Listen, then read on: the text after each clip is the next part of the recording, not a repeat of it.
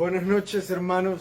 Como ustedes pueden ver, estoy en la propiedad de Patmos y es que ya mañana empieza el 12º término de este programa que el Señor nos ha entregado y que nosotros tenemos alrededor de 7 años de estar sirviendo en esta propiedad en Él, y hemos visto como líderes, misioneros, hoy pastores han sido entrenados acá y cómo la vida de muchas personas ha sido transformada. Ayúdenme con algo, hermanos. Díganme si me pueden escuchar bien. Si no me pueden escuchar bien, entonces voy a hacerme un poco más para adelante. ¿Se ve bien la imagen ahí? Antes de empezar, vi que ya acá, Sí. vi que ya hay algunas personas conectadas, vi que ya hay algunos ahí escribiendo buenas noches. Entonces, si estuviéramos en la sala de alguna casa o estuviéramos compartiendo en algún restaurante de viernes, yo les diría hola, bienvenidos también. Entonces, Nicole, ¿me puedes decir quiénes son? La primera persona que comentó, ¿quién es? Hermana Sonia. Hermana Sonia, qué bueno saber que está aquí, siempre le recuerdo. Un Blanca saludo para Faz. este homenaje. ¿Cómo? Blanca Faz. Blanca Faz, ella es muy fiel en el club de lectura. Gerson Alberto. Hermano Gerson, qué bueno, él es un buen amigo de la familia que le gusta jugar tenis y perder tenis también. Benjamín Martínez. Benjamín Martínez, creo que si viera la foto o su rostro supiera quién es. Conozco muchos Benjas, entonces no sé cuál de todos los Benjas es. Alonso Lazo. Alonso Lazo, claro que sí, Alonso Lazo, bienvenido, hermano. Antonio Gamero. Antonio Gamero, de la familia Gamero, bienvenido, hermano. Tony Valencia. Y Tony Valencia, que también siempre está con nosotros. Bueno, qué gusto que ya estén conectados para estudiar la Biblia. Entonces, abramos nuestra Biblia y leamos Éxodo capítulo 13, pero antes oremos.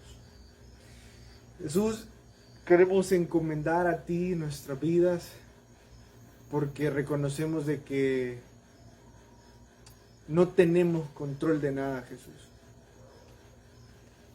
En tu nombre oramos. Amén. En el 2019, puedes monitorear a ver si se escucha. En el 2019, una pandemia nos enseñó que no tenemos el control de nuestras vidas. En el 2022, una guerra o los rumores de guerra nos recuerdan otra vez que no tenemos el control de nuestra vida. Y es que simplemente con los rumores de guerra, las alzas en los precios de combustibles, el pánico que se siente en Europa, las noticias, etcétera, constantemente nos recuerdan que muy poco podemos controlar sobre nuestra vida. ¿Por qué no entregarle a Dios el único que tiene el poder de controlar? ¿Por qué no entregarle nuestra vida, hermanos? Y es precisamente eso la pregunta número uno. La pregunta número uno de nuestra guía de hoy es: conságrame todo primogénito. ¿Se aplica a nuestros días? Déjenme explicarles algo. Mi papá el lunes habló si el hecho de que los hijos primogénitos de los egipcios murieran había sido en venganza del genocidio de bebés judíos, hebreos, porque recordemos, en la línea de tiempo, los egipcios hacen un genocidio de bebés israelitas, hebreos. Luego, más adelante, en la línea del tiempo, viene Dios y asesina o se lleva, venga a esos bebés y trae al ángel de la muerte para llevarse la vida de los primogénitos egipcios o de los primogénitos que no hayan manchado con sangre de un cordero sin mancha los dinteles de sus puertas. Entonces, hay algunas personas que creen que esto suena muy duro, que Dios tomó venganza, pero también lo dice en Apocalipsis, que Dios no va a olvidar ni una gota de sangre que ha caído por sus santos. Va a ser vengada.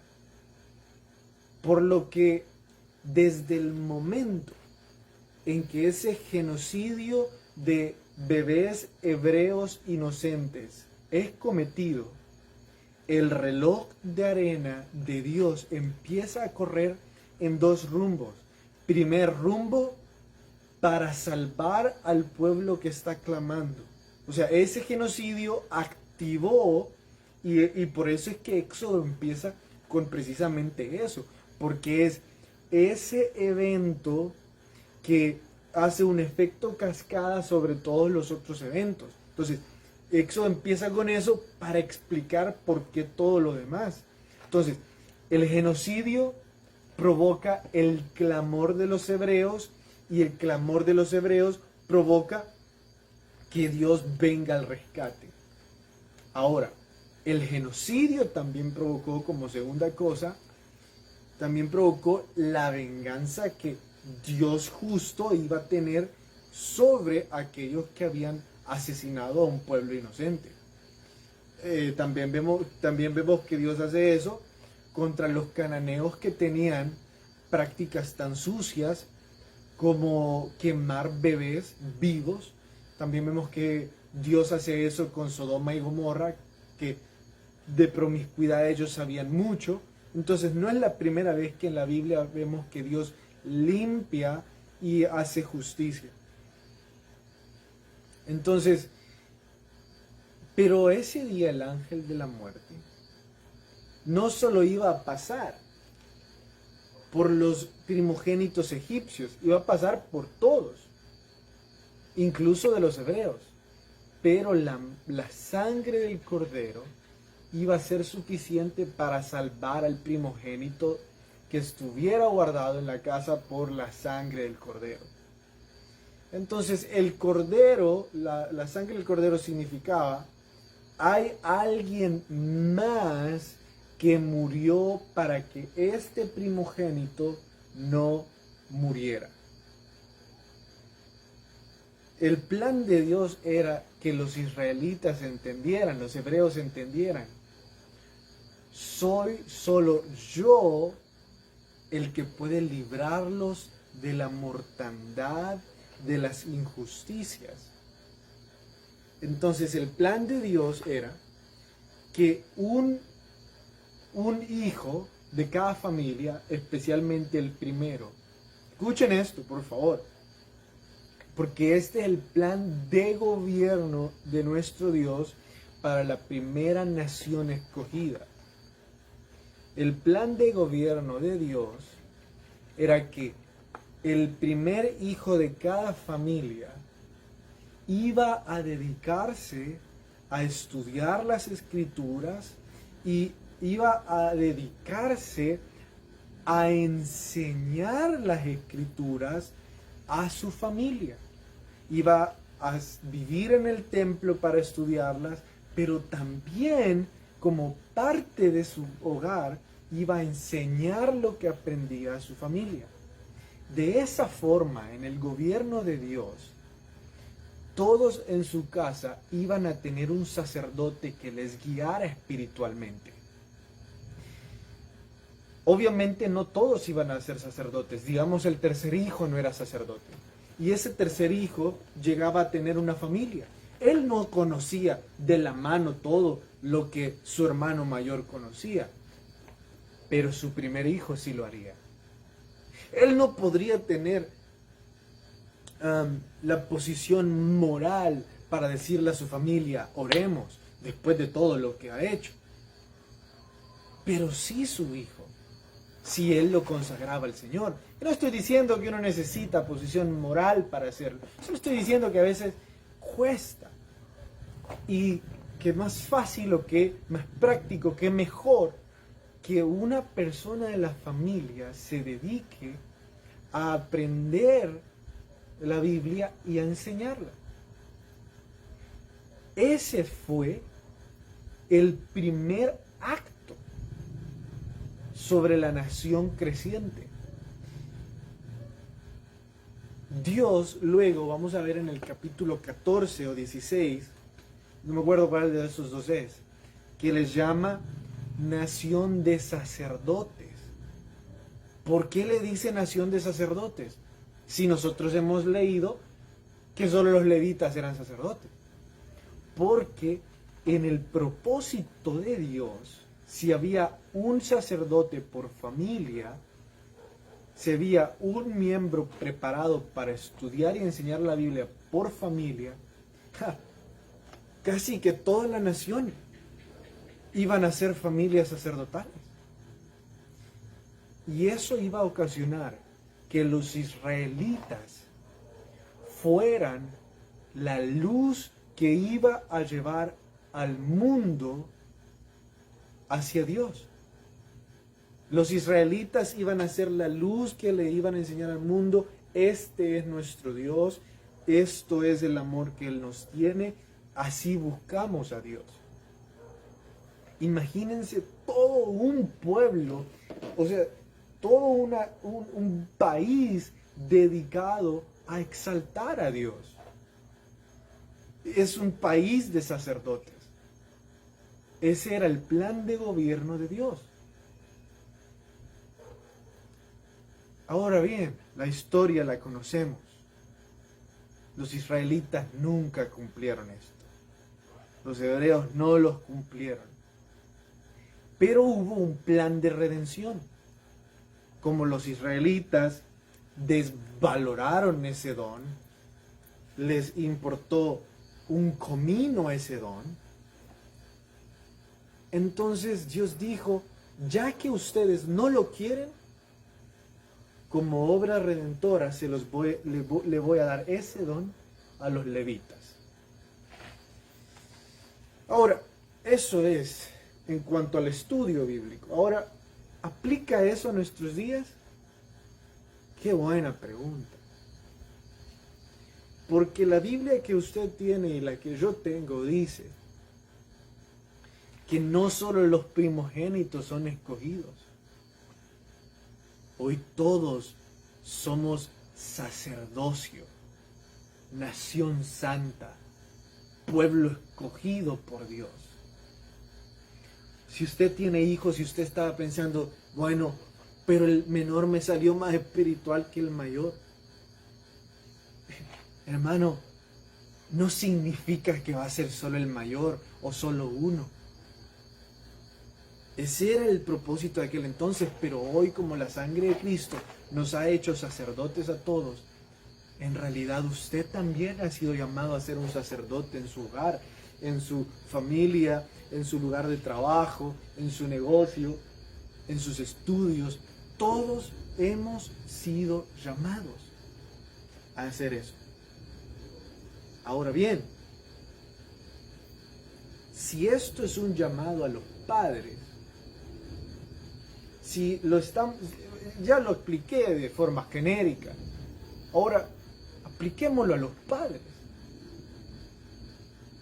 ¿Será que ahora como padre yo tengo que entregarle un hijo a Dios? Y tengo que estar más preocupado como padre que él estudie al menos una materia en el seminario. Si Dios lo llama a Patmos, que vaya a Patmos.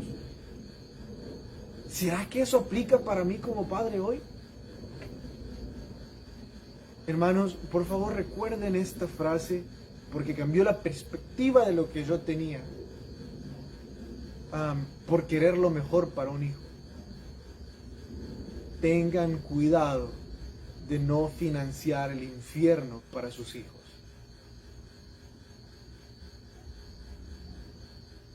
Es cierto que nosotros como hijos tomamos nuestras propias decisiones y ustedes no son culpables de que nosotros estemos perdidos. Conozco una infinidad de casos de padres buenos con hijos malos y de padres malos con hijos buenos. No se pueden culpar. O sea, si su hijo se perdió, no se lacere. él decidió perderse. Pero, hermanos, no financien el infierno de sus hijos. ¿A qué me refiero? Bueno, él no quiere nada que ver con Dios, pero tampoco va a darle dinero para que vaya de fiesta. Bueno, si trabaja, es otra cosa, pero tampoco va a darle casa para que meta ahí a su pareja sexual, porque no solo es romántica, es sexual. No va a darle luz verde para que se vaya todo el fin de semana, regrese cuando él quiere, y no decir nada, decir está bien, e incluso darle dinero. No va a decirle, sí, te voy a seguir pagando la universidad, seguí lejos de Dios, no te preocupes. Porque eso es financiar el infierno de sus hijos. Eso es decir, yo te voy a pagar para que te vayas a perder. Un hermano me dijo, Carlos, ayúdame a orar porque mi hijo aquí y allá. Y luego el hijo, porque es amigo mío, me dice, Carlos, voy a ir a este concierto. Y yo le dije, pero vos no trabajás. ¿Cómo te vas a costear eso? Ah, mi papá, pero con mi papá. ¿No? Yo quisiera decirle, hermano, ¿sabe que usted le está dando el dinero a su hijo para que se pierda? Entonces, son llamados como padres a consagrar a sus hijos. Y si en su intento no lo logran, al menos no financien el infierno de sus hijos. Si no logran consagrarlos porque ellos se perdieron, al menos no financien su perdición. Entonces sí, aún se cumple, aún estamos llamados a consagrar a nuestra familia, a tener una familia sacerdotal, a darle lo mejor. Y lo mejor, ¿saben algo? Una vez un hermano me invitó a la graduación de su hijo y agarró una Biblia y le dijo, yo sé que vos estás esperando que de regalo de graduación te dé algo costoso, algo bueno, y tengo las posibilidades, pero te voy a dar lo mejor que te puedo dar. Y le entregó una Biblia. Yo sé que es difícil ser padre, hermanos. Bueno, no tengo idea cuánto, pero he visto mucho. Pero tampoco vamos a financiar la perdición de otros. Sigamos. La segunda pregunta dice,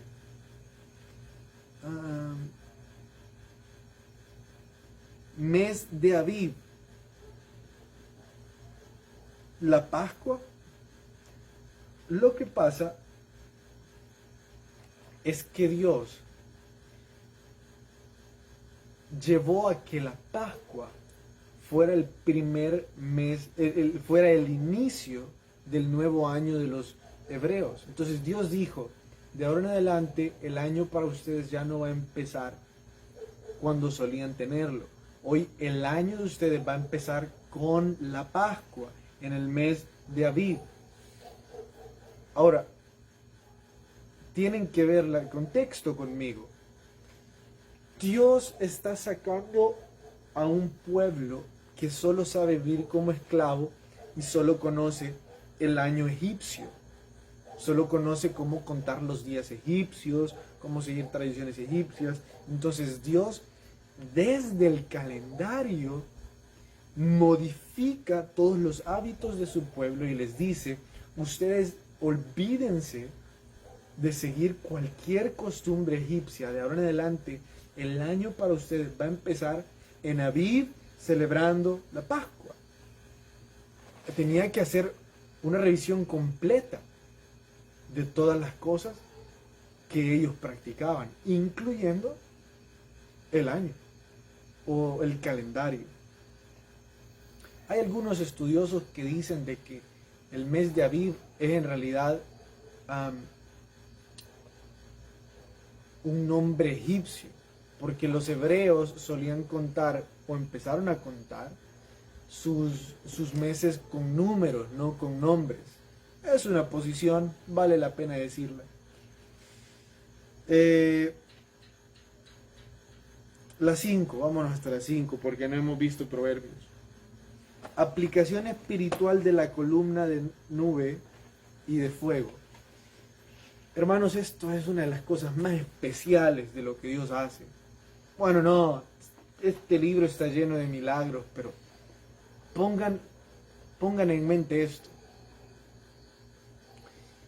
El desierto es conocido porque, dependiendo de la hora, puede alcanzar las temperaturas más bajas o más altas para que un humano pueda sobrevivir. En el día, el sol puede causar temperaturas tan altas como para deshidratar a cualquiera y que muera.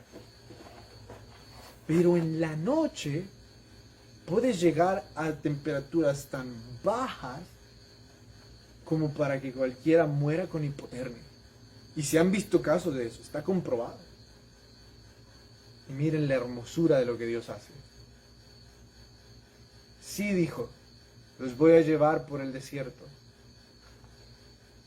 pero voy a ocupar una nube para guiarlos durante el día. Una nube los va a guiar durante el día. ¿Qué es lo que provee una nube? Sombra.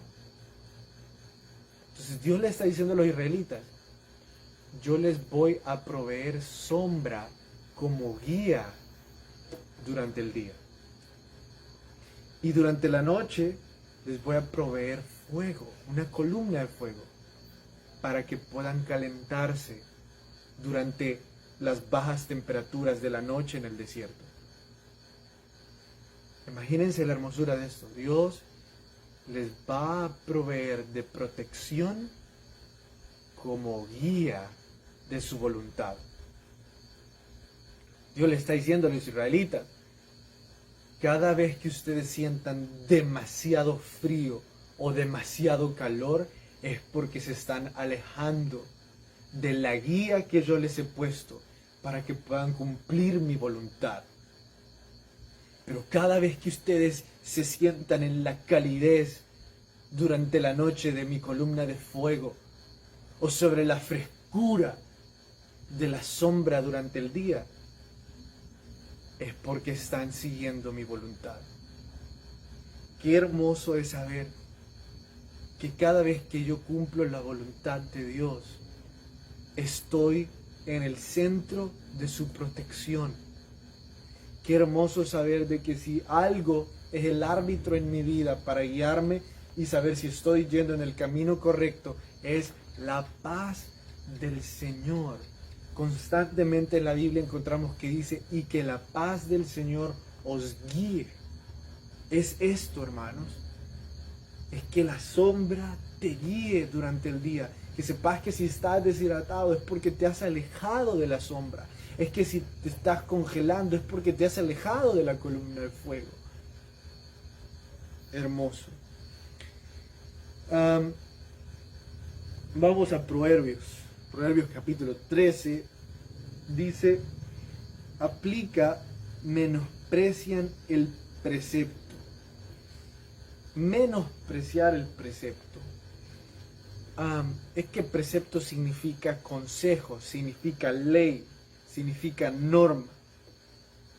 Entonces, cuando él está hablando ahí sobre menospreciar el precepto, está diciendo no valorar los consejos o las normas o las leyes.